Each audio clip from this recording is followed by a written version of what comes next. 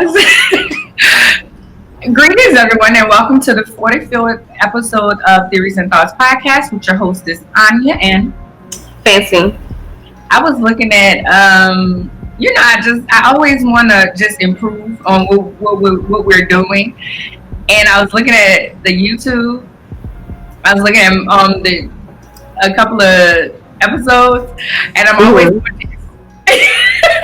and you are like, I was like, Arnya and So wait, but I'm not understanding. What did you get from it? What's the observation? It was funny. It was funny that first of all, it always catches in conversation. Like we're like, it's about to come on, and the countdown is going on. And I think at 2, that's when it really goes on, but we still have a 1. So it's like oh, okay. I was looking at one of our episodes from last October, and I was like, where's my clapper? Where's my clapper? And I'm so still, I don't know, out of it since I'm sitting here like, that's what you were saying before. I was like, where is your clapper now? As we've progressed on, I have not heard you mention it. I know, I don't know where it's at. I don't know where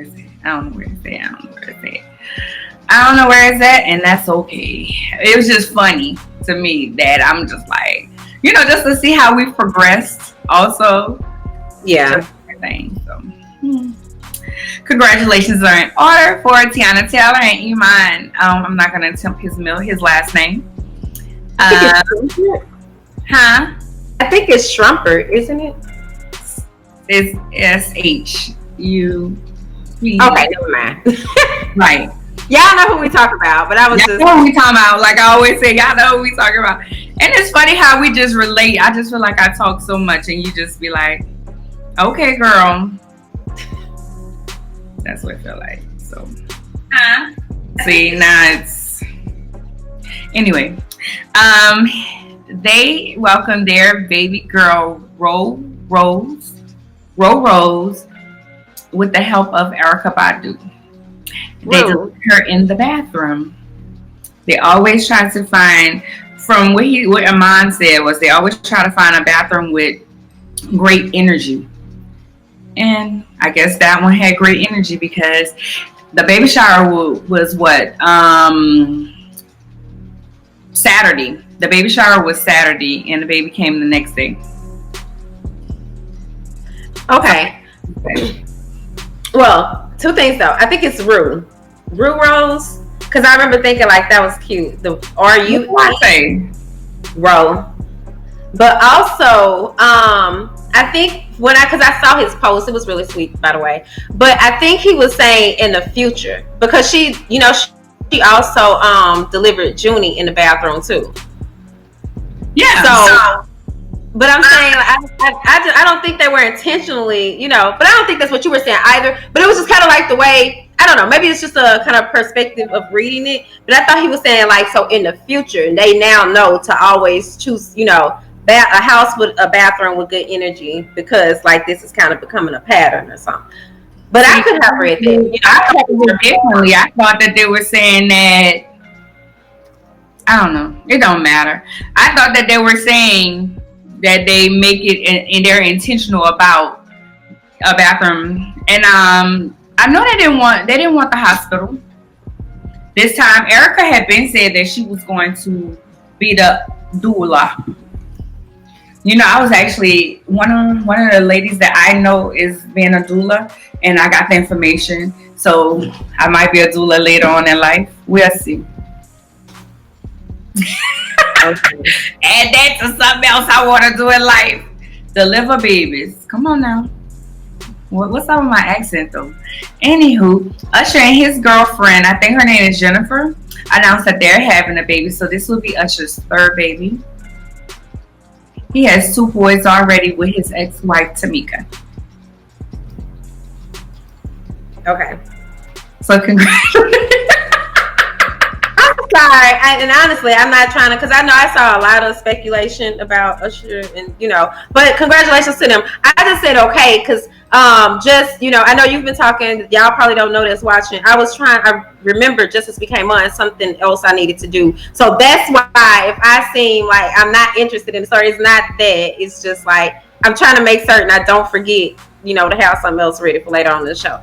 Okay, but yeah, congratulations to them though.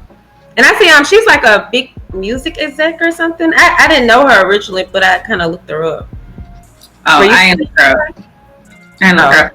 You said you forgot some. I forgot my water. Oh well. Wait, do you want a minute? Nope. I'm going to sit right here. Okay, I stay dehydrated, so I really couldn't. Yeah, but I don't have my tumbler tonight. So I always have my tumbler. Oh well, y'all know what it is. In every video, I have my tumbler. On to some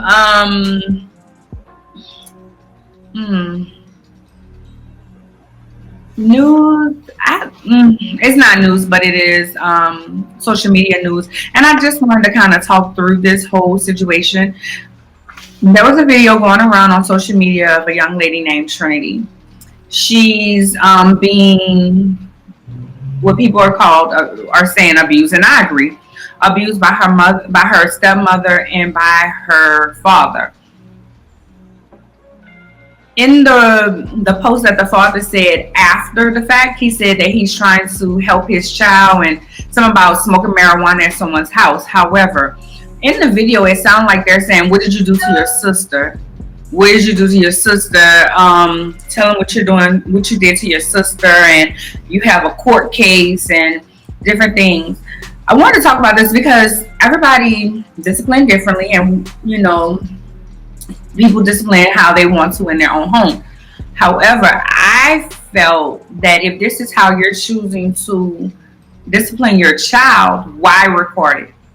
Why was it recorded? Were you trying to shame your child, or and then they talked about her mother in the video. The parts that I did watch, I didn't watch the whole thing, but they're saying, where's your mom? Where's your mom? And different things. And, I was, the person that I seen posted, they said that the father was supposed to protect the child, which they are. I feel like a parent is supposed to protect the child from different things. This is one of the reasons why I really, and nothing to anybody that's a single parent or what have you, but that was one of the reasons why I never wanted to have kids without being married. And sometimes I know marriages break up, but through situations that I've had with a stepmother of mine, also hearing about step parents abusing a child is something that now don't get me wrong, I have awesome step parents now, but in the past, and it's one of those things that I don't want that for my child. You know what I'm saying? And she was recording it. The stepmother was recording. She had the video, at first, because my best friend was saying that she thought that they were, that the girl was recording and they came in on her. But no, it was a parent. It was the woman that was recording, and the father was there. They was hitting her. My best friend said they was spitting on her. I believe that it was abuse. I feel like it was abuse. Again, you do what you want in your house with your child, but why did you have to record it? If that's how you was going to do, because then you open the door for public perception, opinion. Mm-hmm. One, and Waka's mother has a little girl now. Okay. So that's your take on it? My take is just, first of all, it was dead ass wrong. It was dead wrong on all the courts. I don't feel like you should treat that child like that. She's scarred for life. And my last thing is, why record it if that's what you was gonna do anyway? I don't believe in shaming your kid like that. But I've seen, we see where they're like, oh, you want to be grown, and they put pigtails in the kid's hair. I had someone do that to me when I was young, like, but I wasn't trying to be grown. I just was developing and different things. So it didn't trigger me, but it made me go back to a time. But I'm not a weed smoker, so that wouldn't have been my story, and I wouldn't have done nothing to a stepsister or anything.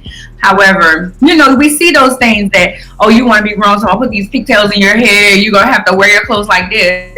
I don't think it's the same thing, but both of them are shaming your child, and it can scar them for life. Yeah. But you're a mother. What's your take? Well, I actually okay, so I didn't watch the whole video. I couldn't take watching the whole video. I'm not I don't care how crazy I can get. Violence is just still not really, I just can't. I have an issue kind of with hitting other people. I even have an issue kind of with just even when I did, I guess you say, whip to discipline my kids. I even kind of had an issue with it, and they kind of know, even as they got older, kind of knew that, oh, we really got to be expecting no type of physical whooping, because that's just not. But I have in the past now. But I mean, then I began to just kind of see it, just I guess kind of as I began to see my kids more so as oftentimes I feel like a lot of people don't view their kids like actual people, with a brain and feelings and problems and things like that. And I'm not one of those, I'm not trying to I'm some parenting expert or something, but for this reason I do try to do a lot of things differently with my kids, because I often do put myself in their shoes. So with all that being said, I definitely did not agree with the video. I didn't totally know what the girl did. What did you say his name? Trinity. I didn't know exactly what she did, but I did hear something about the stepsister too. And actually, the way I kind of heard it, they kind of went on into a whole different direction. I'm not even going to repeat it, because actually, Dylan, who is kind of like my little viral, she picks out a lot of videos, okay, this gonna go viral. And when she sent it to me and I started watching it, I was like, I'm not gonna share it. And she was like, well, so and so gonna share it. And I'm like, you know what? That's them, but I don't feel like I think that they did share the video, the dad and the stepmom shared the video to shame the daughter, but I didn't want my outlet to be a part in that, to continue to shame her, because I think that that's it is really taking it too far. I think sometimes as parents we do, kids can get under your skin in a way that nobody else can. But oftentimes that's because they're doing things that, you may have not even shown them, but that's coming from you. They may have never actually saw you do that. But I think oftentimes it's because it is a part of us. So again, I didn't think that they should have shared it. One thing I also wanted to kind of note, at one point when I was watching it, I heard the stepmom kind of saying something oh, I don't know how to do all this on Instagram or whatever, because he had said, oh, I think they went live on Facebook, and maybe he was like, oh, we should have been on Instagram or something. And, she was like, well, I don't know how to do all that. Being that I actually have a situation where it's my youngest daughter lives with her dad and stepmom, that just kind of, the whole thing did not sit well with me. But then at the same time, and, of course, I have teenage daughters, and so they were kind of did she do this? What was she doing? Was it for clout? Because then I think when people started seeing her communicate with Miss Dale Walker's mom, it was just I don't know. We kind of didn't. It was okay, we don't know. Should we feel bad for her, or it almost seems like she's, I'm not gonna say capitalizing off of this, but and I'm talking about Trinity, the girl, but it was just kind of a weird situation. I just wouldn't ever want to put my kids through something like that, and I don't see why any other parent would, because that moment is going to live on forever, well beyond you all, So regardless, I know we oftentimes talk about how within the Black community we have this issue of not discussing what goes on in our house, but that was just something that, but really, and I even told Dylan, I was like, if anything, I would be ready to call, Child Protective Services or somebody. I'm not trying to share the video though, but that's just kind of my take on things with it. Right. I know what you're saying about the part that kind of went all the way left. Hey, Sharona. I that's what I'm saying. So I didn't know if they were saying with her dad, or hey, Clarice. I never said her name right. Clarissa. think that she's using it for clout, but if she's gonna get it, if Dab Abney is going to reach out to her and try to take her in from that, there has to be something that's going on in that house for them to even do that. That I mean, you know, and if somebody's going to treat you a little bit better, I would definitely go to them. So that's all we have on that. Well, to a lighter note, versus Patti LaBelle and Gladys Knight, baby. I am on the midnight train to Georgia. On the midnight train. Girl, I'm ready. I'm ready for Patti to be hollering everything. Come on now. I know. You know I get excited about stuff like that. Yeah. Cause you're like, okay, whatever. I'm excited, honey. I am excited. I need Anita Baker to come on too now. Come on now. Patti about the clown. Okay, she about the okay. I wish you could see Libra down here laughing. Laughing at me.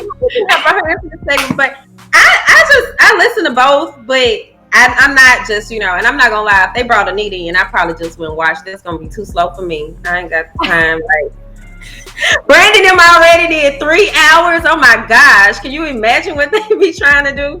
Hey Mariah. You see Mariah? Hey Mariah.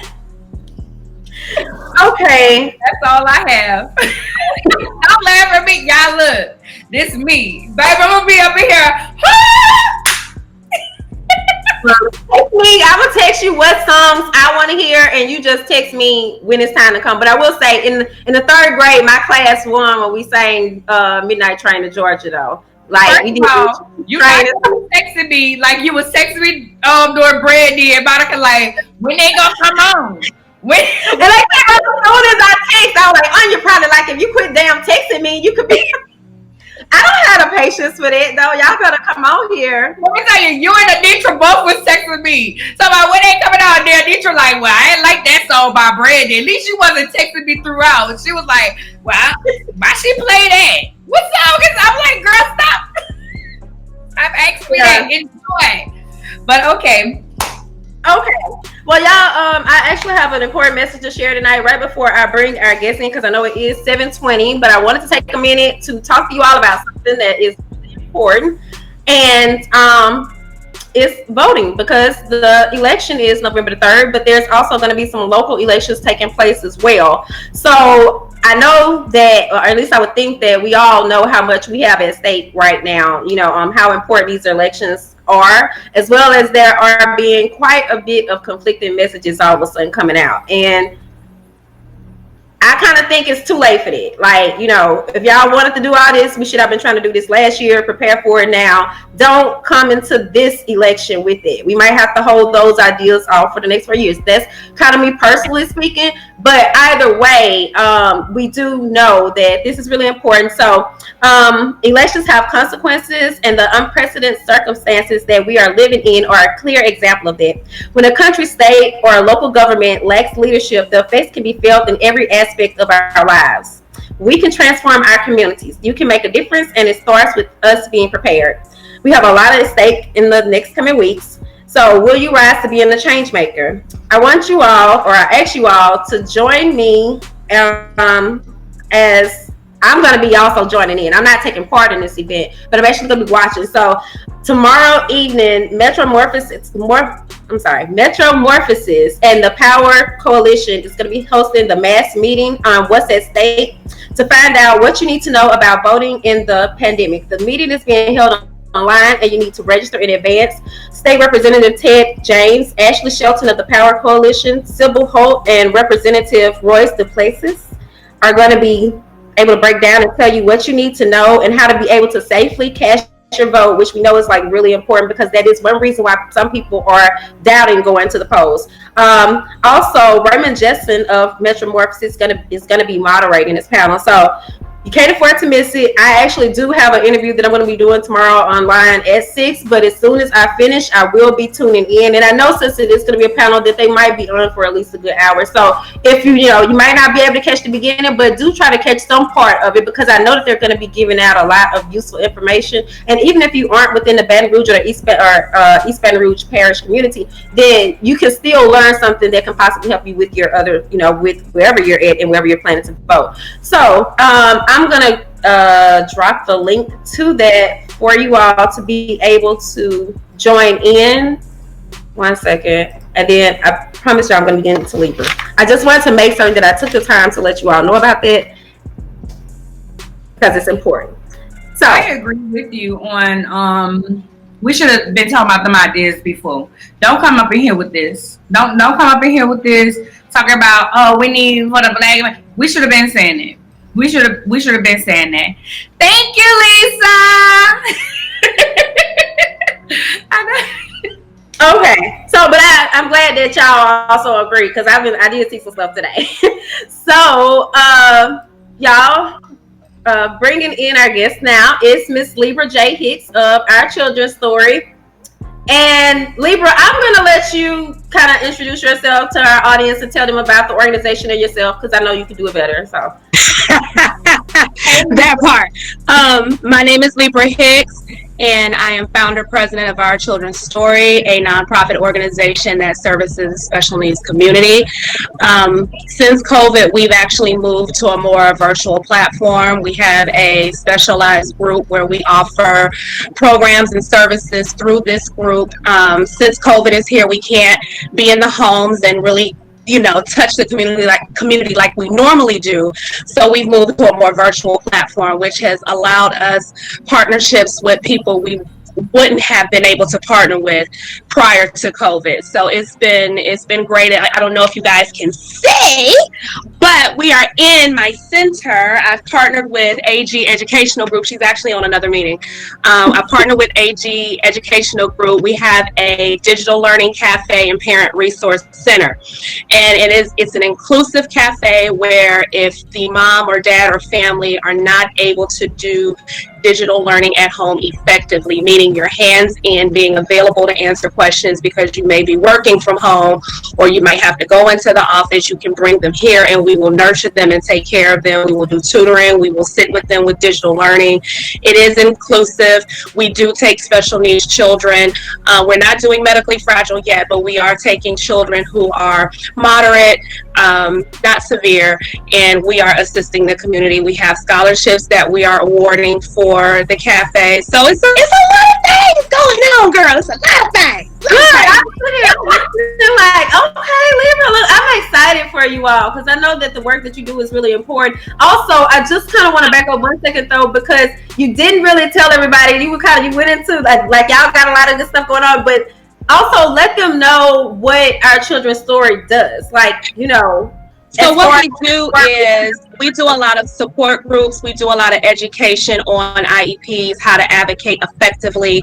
We do a lot of financial training. We teach families how to manage their finances. One of the things that a lot of families do not consider when you're caring for a disabled loved one or elderly is, what does the future look like when you are no longer, or if something happens to you tomorrow? What will happen going forward? A lot of families don't understand that the state gets involved and your child then becomes awarded to the state. There's a lot of planning that goes into making sure your child or your loved one that you're caring for is taken care of. We take care of doctor's appointments. If you can't meet the copay and we have the budget, we will cover that. We've covered prescriptions. We've done utility assistance. We've done groceries. We've done medical supplies. We've assisted with raising money for funerals when children have passed. It's a lot that we do. I don't have it's kind of hard to bullet point exactly. It's kind of like if there's a need that needs to be met and we have the budget to meet it, then I'll meet the need. So that's pretty much what we do. It's a lot under this umbrella. With the sisterhood group, we're going to be able to stream the gala. People that typically wouldn't have access to come physically to Georgia to participate are now able to participate. I've had honorees in other states that can participate. I'm not just limited to Georgia. So that's pretty much, inclusive opportunities. We do a lot of that. It's not a lot of opportunities for the special needs community because unfortunately society says what pretty is. If pretty does not meet the standard of society, guess what? You don't get an opportunity. So for me, it's important. I have 2 boys with special needs. My oldest son, Anthony Jr., he's 14 and he has cerebral palsy and epilepsy. He's 100% dependent. No one's going to come and offer him anything. And if they do, it's out of sympathy. It's never for what his value is, what his being is, what he offers this world. Because of his physical limitations, he's been written off. My youngest son, Lyric, who's 4, has autism. They deem him incapable because he might just need a few corrections, just a little bit redirecting. But based on society, he's not good enough to have the same equal opportunities as a typical functioning child would. So we do a lot of events to make sure that they are incorporated, that they feel important. I have a DJ who has cerebral palsy. I make it a point to hire him whenever I can to keep him employed as much as I can. We just don't, that's why I'm here. We just don't get the chance. And so I'm here to give it. And I remember meeting the DJ. Even as you were talking, I was thinking about him then, and also even with the vendors that you had at the last gala, and I don't know, this wasn't just one of my original questions, but just, because I really think that what you're doing is so important. And then also, Arnya, I'm like, dang, I'm kind of cutting you out because, but I just kind of, one thing I think that has been hard just for me, even like when I'm trying to report on this, like you mentioned something at the gala, and I think I quoted it in the article just in the recap when you said that about like people often say I can't imagine, and then you was like, you don't have to imagine because I'm telling you, and that always really makes me think twice now. But at the same time, I still kind of struggle with, like, I don't know how to really discuss this subject. I don't know if Arnya feels this way. I don't really know, like, should we say special needs? I don't really know. I got what you're saying. So, okay. I'm real, girl. I'm real. Well, I would say there is really no right or wrong way, right? When people get upset over certain terms, it's because they haven't healed from the diagnosis. They haven't healed from receiving information that is life-changing.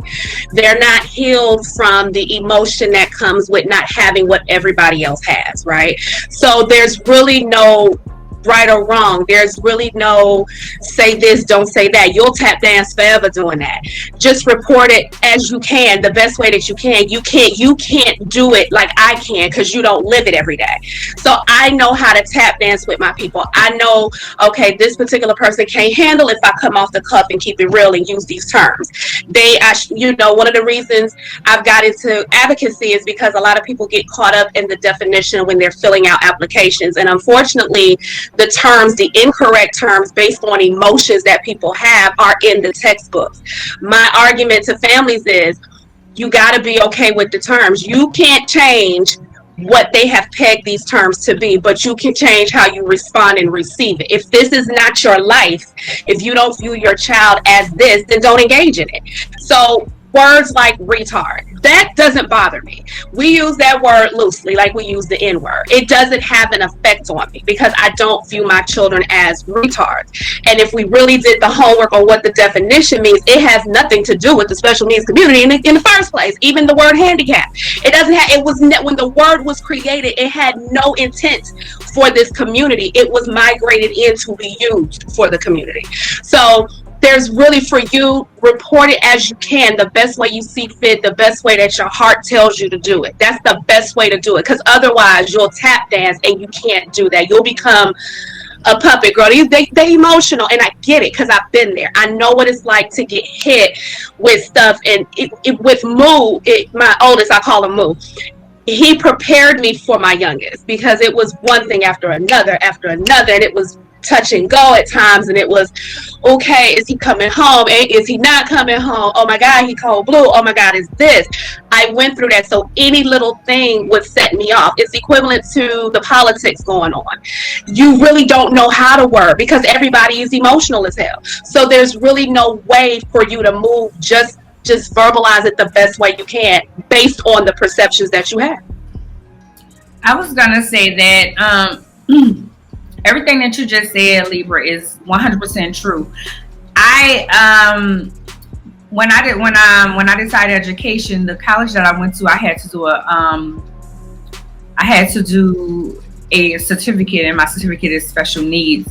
So I say special needs or special education in the teacher room. My degree is education. So we say special needs or special education. I actually adore special needs kids. They are the sweetest kids. They are so loving. I first was introduced to just that whole aspect. Yeah, you have the kids when you're in school, but as an adult, I was dating a guy, and his nephew had autism, and we were somewhere. We were at, I think we were in the hospital. His mother was in the hospital, and his nephew had they climbed all on me, but I was okay. Yeah. I was like, I'm 20 something, early 20s. And he's just kissing on me, and he's just all over me. And that's when I fell in love with it. So it was kind of, you know what? If I'm going to do this, I want to work with special needs kids. I want to work with autism. I want to work with emotional disturbed behavior. I want to work with all the rest of these kids that nobody else is going to want to deal with. Right. And you said something. You said that you employ them because other people won't. I'm like that with Black people. Like, I employ Black people because I'm like, intentionally go find a Black doctor in this or this, that, the other, because nobody's going to employ them. I don't know if you remember, I met you last May at the conference. Yes, ma'am. Absolutely love everything that you do, and I applaud you for having your own kids and still having a heart to help everyone else. But it puts you on the front line to decide to, it puts you on the front line of seeing what is the need. So my question is, and I may have looked at this, but just for our audience, how long have you been doing this? And what was the turning point that made you say, you know what, I want to do this. I have to be an advocate. I have to start this business to do it. So for me, it started when I first recognized that my son was having challenges. So around when he was maybe 3, things were like real rough. It was a rough period. And I was doing support groups at a library in Stone Mountain, Georgia. And that's how all of this kind of just morphed into what it is now. I literally started as a support group. It was literally me and about 2 other moms. And we got together once a month on a Sunday at a library, and the intent was to share resources, to vent, and because truth be told, for us melanated folks, it's hard to gain access to the resources. So it's kind of like if you go to a white woman, if you go to Canadian, whoever, the Caucasus Mountains people, whoever, well, they're not telling you, this is available, that's available. You have to dig and read and research, but not everyone is as resilient as me. Even with Anthony being in and out of the hospital and touch and go moments and surgery after surgery and this and that, I'm like, my duty, even in the state of mind that I was in, is to make sure that he's okay. So if I got to read 35 million pamphlets to find the answer, well, then I guess I'm going to read 35 million pamphlets. But everybody isn't as resilient. They get tired. When it comes to taking care of a medically fragile child, it depends on you for every ounce of their being. It takes a lot. You know what I'm saying? It's a very taxing situation. So by the time you've battled with insurance, battled with the schools, you don't have it in you. You just don't have it in you. But I had it in me. And one of the things that I noticed doing the support groups at the library was, wait a minute, I'm the only one with a plethora of information. Something's wrong here. Something is wrong here. I'm the only one with a plethora of information, but they're in breakdown and in pain, and the answer right here. So you're too tired to read. okay, now what does this need to look like? Because this is more than a support group. And then I didn't know what a 501c3 was. I didn't know what a nonprofit was. I'd heard of nonprofit, but I didn't know what it entailed until a lady at the library presented me with a flyer and said, listen, I want you to go to this free workshop about grants and 501c3 and nonprofits. And I'm like, okay, just, I don't know what this is, but it sounds like information. So what day, what time, and where? Okay, I guess I'll be there. And when I got there, I learned so much, and I said, okay, that's what I should be doing. And I didn't have a name. I didn't have anything. It just literally was, okay, this is what I should be doing. And so I just said, I don't know what this will morph into, what it's going to look like, but I do know what will take me is my honesty, my loyalty, and my knowledge. And so I'm going to package that on up, and we just will make it do what it do. And that's, I mean, we went from that to this whole situation here. Girl, look, honesty, loyalty, and what was the last one? Honey, honesty, loyalty, and knowledge. And knowledge. What you said was so true. So many times people write off their kids and they're not willing to put in the work because they've already written off the child. They're trying to make it seem like they haven't written off the child. But baby, that right there, I'm gonna be quoting you. Thank you, girl. I be trying to drop a little something every now and then. I be trying, child. I be trying. You know, because you became an advocate for your child, so now you advocate for other children. And I can appreciate that. Thanks. So I know last year the gala, Fancy was able to attend. I was gonna try to attend, but I wasn't able to make it. Fancy, were you an honoree or something? No, I wasn't covered it, but I had such a good time though. It was so nice. I couldn't move around. My apologies.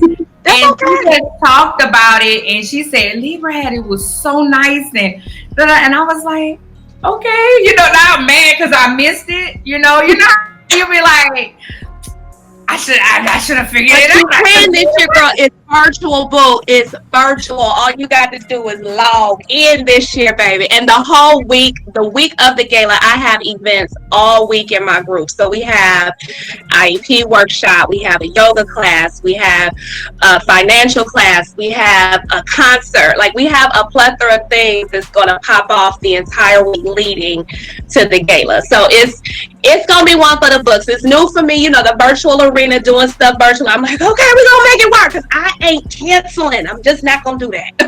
So tell us the dates. Tell us the dates. Tell us what's going on each day. I wanted to segue into that. Tell us what can be expected and what do you need from us. So so the date is September 26th. It's at 3 p.m. Eastern time via Zoom. You can get, y'all, my phone going off. I'm sorry, y'all. Hold on 1 second. My phone just going off. You can get the tickets on my website. They are free. Tickets are free. So you just have to register for the event to get the reminders. But all you need to do is go to my website, ourchildrensstory.org, and you will see events. Just go on the events. Click on Purple and Green Gala. It will provide you with information about the gala and how to register. Each day we have makeup. We have Monday. What do we have Monday? Monday we have IEP class. Tuesday, I believe that is yoga. Wednesday we have makeup with my makeup artist Lily. Thursday we have, oh my God, we have a financial advisor coming in. Friday is the concert, and I still have people coming in to be a part. So it might be 3 or 4 events in a day. I don't know. We're going to see what the emails do when I read them. But we have something every day. We will have plenty of giveaways, raffles. So even if you don't have the money to spend, I have something for you. There's opportunity to win stuff. You can buy raffle tickets to win beautiful things people have donated for me to auction off. You get to see the honorees accept their awards. I've just shipped them out, so they all should be touching down into their locations now. Packaged them up real pretty with the awards and self-care items so that they can have their spa treatments. The gala for me is an opportunity to, we don't do a lot of appreciating one another. We don't do a lot of recognizing one another. Everything is just me, take, gimme. No one ever stops to say, I see you. I see what you're striving towards. I see how you've elevated. I see what you put in. I value you. I appreciate you. We are so far beyond that. And through my organization, not only am I helping families that care for loved ones with special needs, but one of my biggest goals is to dispel that Black women can't do business. Yes, we can. She over here, I know she ain't trying to get in this camera right now because she just came off her meet, and I ain't gonna put her on the spot. But but she got the nerve to be watching y'all. I see her coming. I'm thinking, Lisa. Say hey, Lisa. Everybody say hey, Lisa. There you go. Hey, Lisa. Hey, Lisa. So I really want to get rid of the stigma that is placed on us. I want to show that we do community service, that we can have difficult situations and work through them and still love each other and be open and honest and communicate to build. We don't do that. So I am on a mission to show that it can be done. My partner, whole female, Black female. My grant writer, whole Black female. Okay, my staff, all Black women. So I'm here for it. This is much bigger than me. When you fully walk in your purpose, and then I'll shut up. When you fully walk in your purpose, there's nothing that can actually stop you. There's not a distraction that can take you off your path. There is nothing that can keep you from reaching that. My goal is much bigger. It's beyond my children. It's beyond me. This is you. This is Fancy. This is Lisa. This is everybody that feels stuck and incapable. Every move is purposeful so women can see it can be done. There is no trying. Honey, I'm right here and I'm doing it all, and I'm going to lay it out so you can do it too. Wow. I love it. I just want to say, when you said it about like when you're operating in your purpose, it's almost as if, because to me, I began to see it as if like everything almost becomes figure outable. I don't know how you say it, but like you start to just be like a lot of things before you might would have been like, oh, I don't know how I could. Now it's just like, no, I just need to figure out how to get this done, and I know I can make that happen. So I totally feel you on that. And then there was also I wanted to ask you, because I have this Linktree link up on the crawler. Is that one still good to use? Yes, that is good. That is a Linktree will put you directly into anything. If you click on the purple and green gala, it'll drop you into registration. If you want to learn more about OCS, it'll drop you on my website. Linktree is so much easier. It gains you access to everything right on site. Girl. It definitely is. I also wanted to know though, like, what is when you mentioned the IEP, I wasn't familiar with what that is. So IEP is an individualized educational plan, and it's individualized per each child. So all it is that the school system, you'll do an evaluation to see what services and what programs the school system offers and that you may qualify for. Now, the sticky thing with that is that's where the advocacy piece comes in, because unfortunately what the system will do is try to shortchange you, especially us melanated folks, and they bank on us not reading, they bank on us not knowing. So that's where the advocacy comes in, because parents really don't know what their rights are, what they are entitled to, what they have access to. Sometimes information is left out. Sometimes they will dumb it down and intentionally not give you stuff. So it's a lot. I mean, it's pretty much what it is, but it's still some intricate things that have to happen in order for Black families to be treated fairly, and that's why the advocates are needed. Correct, because it's kind of like this. If your kid cannot take a test, something as simple as they're not good test takers in any form. Right, I know what you're saying. Right, have a whisper phone where he can whisper, he can say it out loud, and he hears it. Because some kids have to hear what they're saying with ADHD and things like that. So it could be something as small as that. It could be something as small as when they're taking a test, they're taken out of the classroom, and someone is reading the question to them and teaching them. My nephew had he had inclusive and exclusive, so he had someone that would come in and work with him. And this is for all students. Like, they can have a person come in and work with them on their work inside the classroom, and then they have times when they take them out of the classroom and work with them individually. So IEP for a special needs kid is so important, and that's when you have to advocate, because if you don't know that my child needs to hear this in order for them to do it, if they banking on you not doing it, they're not going to do it. And these things are free to the child. This is free to the parent, and different things. It's even in college. With me being dyslexic, there's things that I could have tapped into, but I was like, let me get out of here with this degree. Right. Right. There's different things, but you have to read, like Libra said, you have to read up on it. You have to know what your rights is, and you have to force them to do it. Wow. I've never heard of that, but I have been kind of just since you all are, I'm kind of seeing it maybe possibly even kind of along the same lines of like how with children being labeled as 504. And like my therapist was actually telling me that it's actually kind of beneficial for us to allow our kids to be labeled that way. Whereas like pretty much for as long as I've been hearing it, because this is still kind of new to me, just kind of like helping a family member out beginners kind of learn about this.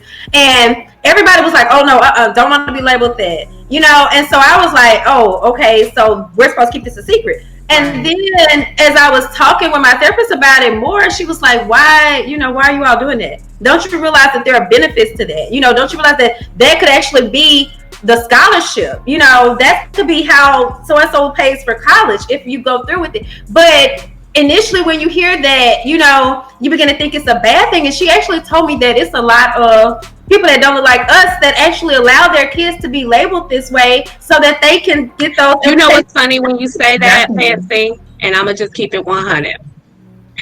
Us melanated folks have got to stop being so emotional when you hear certain terms. Because when the white folks go do stuff, they using all them terms we get bent out of shape about.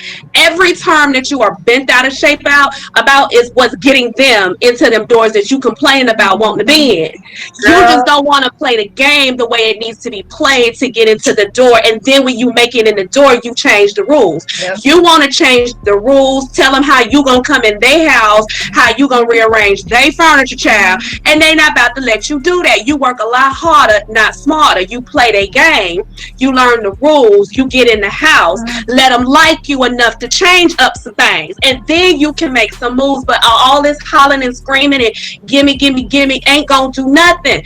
Them terms that move you to cry and flip out and do all that unnecessary emotional mess is what's keeping you from having access to what you need to have quality of life. If we could understand that them emotions is what's causing you to not have, you might get a little something. I'm just saying.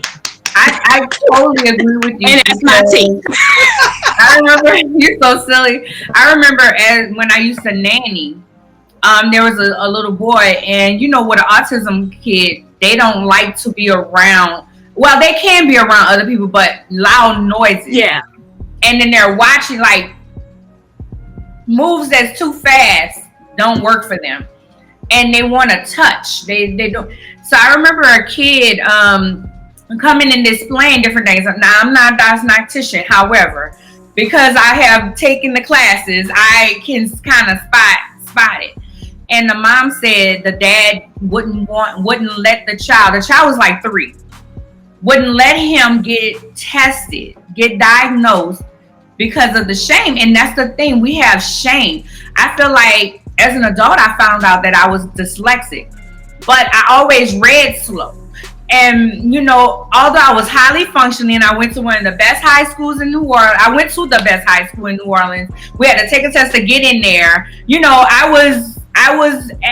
was smart. I just had that one thing. I could not read. I did not like reading. Now I'm a journalist. Who would have thought? However, it's that, if I would have got the help back in 3rd grade when they was putting me in that, and my parents didn't allow it, or whatever reason didn't allow me to, the forces that be that would have allowed me, maybe I would have grown to like reading.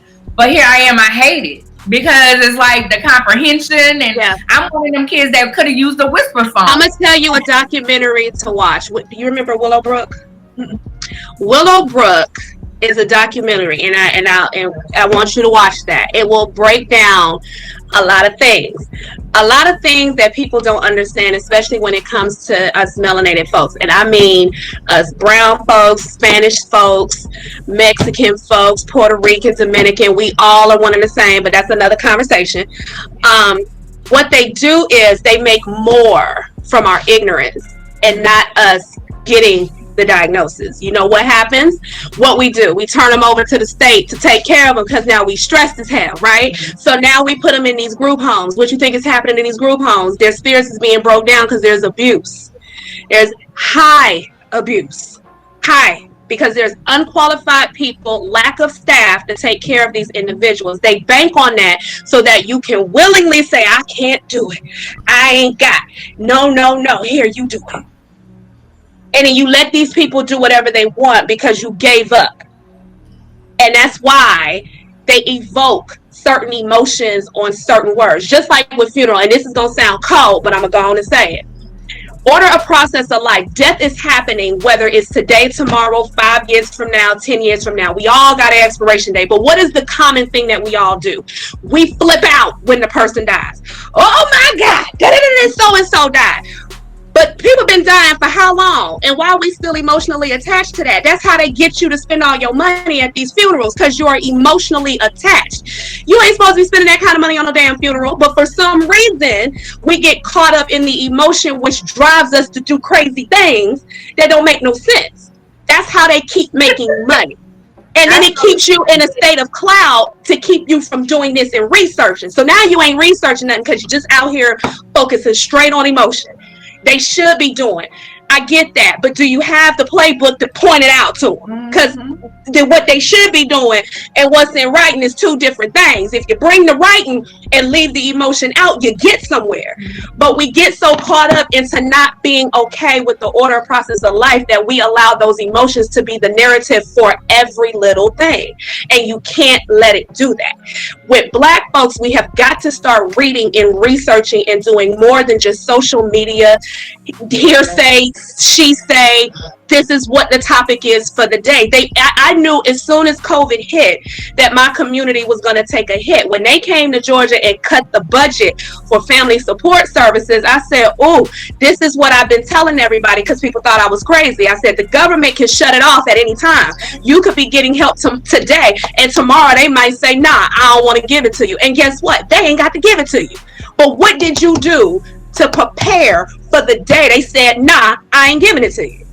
Right. And where do you think them damn stimulus checks came from? My community. The same, and it's Black and brown folks over here, but ain't nobody rallied up for my people yet. Everybody was team, get the stimulus check, and I'm like, oh, that's about to hurt my people over here. But everybody was team stimulus. But what we do is we sector things. Okay, since I don't live that, it has nothing to do with me. But no, it's still Black and brown disabled folks who's getting taken from because your ass don't want to go do what you need to do. Because you too busy with your fucking hand out. Excuse my language. But we have got to do better in that perspective. We are suffering by choice. You have options in this. I made a choice to say my son needs. What do I need to do to make sure I can ante up to that task? Because when I became a mom, I said I will walk any fire through any flame to be the best me that I need to be so I can carry him. Now, I can't be over here overweight and out of shape and stupid as hell and not reading nothing and emotionally driven and carrying a whole human. Can't do that. So I got to do something different to get what he needs. I don't have to scrap like everybody else, but I want to show people how you can benefit and make this a beautiful situation, because we are so clouded by pain, and it ain't even got to be that. Girl, you just said a hell of a lot. What you about to say? I was gonna say that for one, I just see so many great things for you in the future, Libra, because you just like, you see people that do this and then, but you're right, you have a plethora of knowledge and you hear that when you speak, and so you're not just saying any old thing. Also, even earlier, I wanted to commend you because you mentioned something about like that you wanted to show people that you can do it all, and so you're like, that's what you're trying to show people. And I don't know if you all have been watching Libra's fitness journey online, But I told her like over the summer, and then I still slacked off. But yeah, she is really one of my biggest motivators, because whenever I think to myself, like, you know what, if Libra can do this, and I know, I don't know all in that Zach that you have going on. I'm glad to hear that things have been going so well, but I just still know you still have a lot to do. And to see you still every day seems like it was so much motivation. And you see, like, you totally see the transformation. And I'm just so, like, you really did that. I'm proud of you. I'm proud to know you. Thank you. Thank you. I appreciate that. And I appreciate everything that you offer and that you do, and your support and your love and your dedication to what I have to offer. I always say somebody thinking of you is huge. It takes energy to think of somebody and to be thought of. That's big for me. So I appreciate that. And thank you for that. Oh, you're welcome. Well, so y'all, the link is up for the gala. Before we close out, is there anything else? Like, I know Arnya did ask, what could we do? Or, I know you said that you are accepting donations, so that can be completed throughout the website as well, right? Yes. The link tree. And we need donations for the center. We need school supplies, book bags. We just need a lot of money. We need money to keep it afloat. We just need money and things. So whatever you can give, donate. Y'all, the center right here in the room. It's right here. Y'all see it? It's right here. Like she here. It's right here. I ain't gonna put the camera on Lisa though, because she might come stab me. But also website. I'm sorry, what was that? Just donations through the website. If you have any items, the address is on the website. If you want to bring items, we are going to put a bin outside where you can drop and go, maintaining the social distancing and all of that good stuff. So however you can support, we're open. Okay. And also, I just wanted to know that even though Lisa wasn't able to get on with us tonight, like, we're going to be sharing features from the other speakers, and Lisa's a sponsor, and just whoever else. So you all can continue to get to know the rest of our Children's Story staff and about the cafe as well, and just like how to help. Because another thing I just wanted to know, you kind of, I think it was you that just made this comment, something about like, just the more we get to kind of know, I guess, the community, we kind of like, our views or perspectives kind of change. And really, that's what occurred for me. I didn't really know what to expect last year at the gala, even though we had worked with you prior to the year before. But I was like, I don't really know what's going to take place when I get here. And it was just such a good feeling, though, and even though it was an emotional feeling, at the same time. And at the same time, it really made me like look at a lot of things again, like, hey, you know what, like, you should be grateful, but also just it makes you really want to be able to do more, really rethink a lot of the things that you're doing. So if anybody's just kind of wondering, like, that's my take on it. I've also have some content on the site, and we're gonna be sharing like some photos and things, but I just really commend you for what you're doing. And I hate to be seeming like a sap or whatever, but I'm like, it's okay. Because that's their whole crisis. I'll cry at the drop of a pin, honey. Don't do it. I just don't think that everybody can really handle, what you do, or actually be able to grow it, but to see what you're doing, that's a lot. And Arnya, also, just know that I always forget about your educational background. So, I didn't really know how things are going to play. And I'm like, okay, look at God, so Arnya even know more about this. There you go. And that's small world, because I didn't know until tonight. So small world. Thank you for loving my people. Definitely. That's our people, girl, not just yours. That part. Thank you so much for joining us tonight. As always a pleasure to have you. Do you have anything in closing that you would like to say? Just live. The only thing I got is just live in your purpose. When you live in your purpose, everything aligns. You don't have to force it. You don't got to find time for it. It's going to all fit in. It ain't got to make sense to nobody else. Just as long as it feels good to you, you move. When it don't feel good, you don't move. That's all I got. All right. Well, you have a great evening. You too, guys. Thank you. Bye-bye. I had to write that down because I'm putting that somewhere. Living your purpose. I don't care how many times you hear something, but sometimes when you hear something, one thing is like it sticks on you.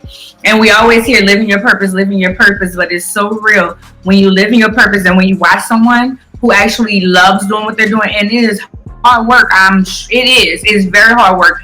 I've been in classrooms where I've been to special needs schools where that's all that's there is special needs kids. Because I have to do observations and stuff. I've been in there where you have kids that they have to run down and grab because they leave out their physical and stuff. So in order to do that work, it's very hard. It's physically, like she said, and you cannot walk in your purpose a lot of times if you got all the rest of that on you, health and thinking about other things. So yeah, I appreciate her. And you guys make sure if you can. I mean, hell, Amazon. I was sitting here like, can we do a Walmart? Like having something shipped, some school supplies shipped. Oh, I was trying to think of what we could do. What we could do as well. So yeah, like but I didn't understand the Amazon part. But you can, we can discuss later on. But I definitely think, for those who are watching as well, if there's something that you can do to help, or even if there's something that maybe we could do, and then just include our viewers or whatever, like if they wanted to, and we all shoot out at one time or something, that would be a good idea. That would be a good idea. We'll talk about it. Okay. All right. So we did not have a second sponsor for this evening or anything else to discuss, but Anya, do you have anything going on? Nope. Just me, Lady CEO. I did reach out to some people. My next conference will be Seriously Single. So go ahead, make sure you follow me. Lady.CEO on Instagram, Lady CEO on Facebook. I'm _A_Lady CEO on Twitter and Lady CEO Media. I will have some things coming up. I reached out to some speakers. I just kind of play it by ear about who I need to have a part, and God just really did that for me. Don't forget, you guys, let me tell y'all something. We bring some people on here with great information. I was sitting listening to, as I said at the top of the show, I was sitting listening to, watching one of our YouTubes today, and I was like, dang, she's smart. Like, we bring in some really good people, so don't forget to share, to like, subscribe to both our YouTubes, go to the website. We have some things up there that's very informational. Don't forget on Spotify, please, y'all. Like, I want Spotify numbers to go up, and we do. You're right about that, and I think I'm already knowing which interview you were talking about. But I kind of listened back to that interview too. I said I know that that's going to definitely be one I refer back to at times, because that's one thing we learned. I learned. I think you said that before. We kind of just still learn with you all, but it is a lot of information, good information that's shared. Right. Tonight I have on Black Men Make Me Smile. This is not my shirt. I don't remember where I bought it from. I think I just seen it on Facebook, on Instagram, and was like, they do. So let me get this. Always trying to support people. If you would like to be a sponsor, don't forget, you can email me, arnya@ladyceo.com. I was going to say something else about the people that we bring on. Oh, we bring on people. When we first started this, also, this is our anniversary month, y'all. I'm so excited about that. And next week we'll be talking about PCOS. But until goes with the PCOS.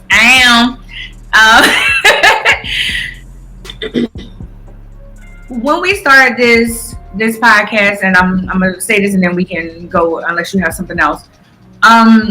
It was to bring attention to things that affect our community and show that women can talk. So when Libra said that women can do business, that hit home for me, because that's what we intended on showing, that we can talk, we can have discussions. We don't have to always agree, but we're going to always love each other in the process and through it.